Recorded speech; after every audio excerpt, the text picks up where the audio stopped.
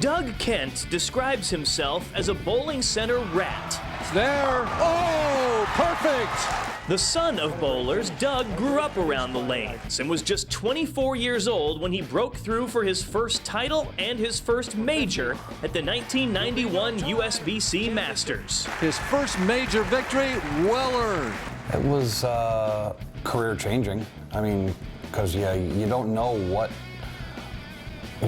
where you're going to fit in a tour. You don't know if you're going to be able to continue to do it for a living. The guys out there are the greatest in the world. I mean, I did have some early success, but I also got my brains beat in for a while too, which really helps me. It's a driving factor. You're either going to go home or you're going to learn the game and get better at it. I chose to learn it and, try to get better and compete with those guys. It was a long road to the next one. 5 years of grinding out there before taking home his second title in 1996. He would add wins in 97 and 2000 and another career changer in 2002 when his second major came with a big paycheck at the PBA World Championship. Baby, yeah! We've got our world champion for 2002. That major, the World Championship, was the biggest prize fund in PBA history up to that point, So it's not just a major, it's a major. I mean, it's huge.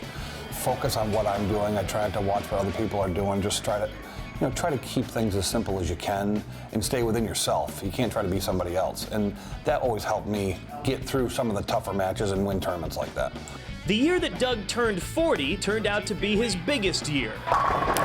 Doug Kent has taken the USBC Masters. A repeat win at the Masters to begin the season and another World Championship to end it.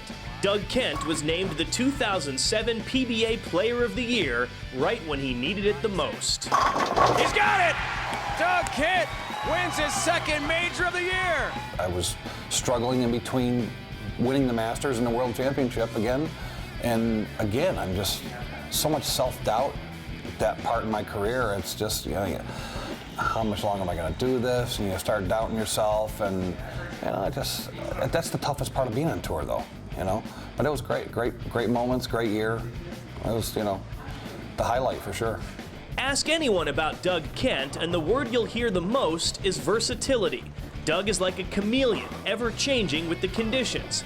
It's a big part of why he's still competitive out there today. I've been a student of the game for my entire adult bowling career, and just trying to get better at certain things, and which keeps you competitive because you always feel like you're a shot or two away from being able to win, and doesn't happen. All of a sudden you break through, so you kind of, it redeems everything you've worked for kind of pays off. But, the weeks that you're just cashing and making finals, just buying you time, which keeps you competitive. I think Doug is one of the most versatile players that has hit the PBA Tour. When you watch Doug Kent bowl, he knows how to play up the gutter and around the lane, and there's very few players that have all those tricks. The fact that he's won 4 major championships said something right then and there.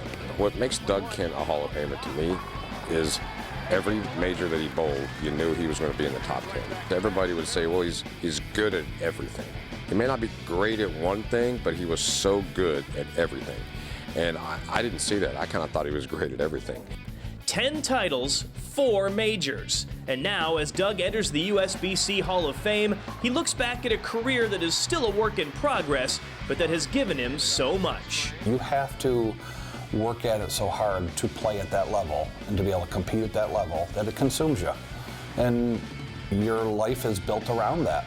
And, my family's been in the bowling family. My wife's family was always in the bowling. I look back at everything that I've accomplished, never expected any of it. But we always worked hard for it. Always worked and tried to plug away and get better at it. And you always hope that it's going to happen, but, I just went about my business and did my thing and just tried to win. That's all I try to do is get better and win. And, these are the great things that come along with that hard work. And, let's look at the people that are in the Hall of Fame. To be recognized with those guys, it's everything.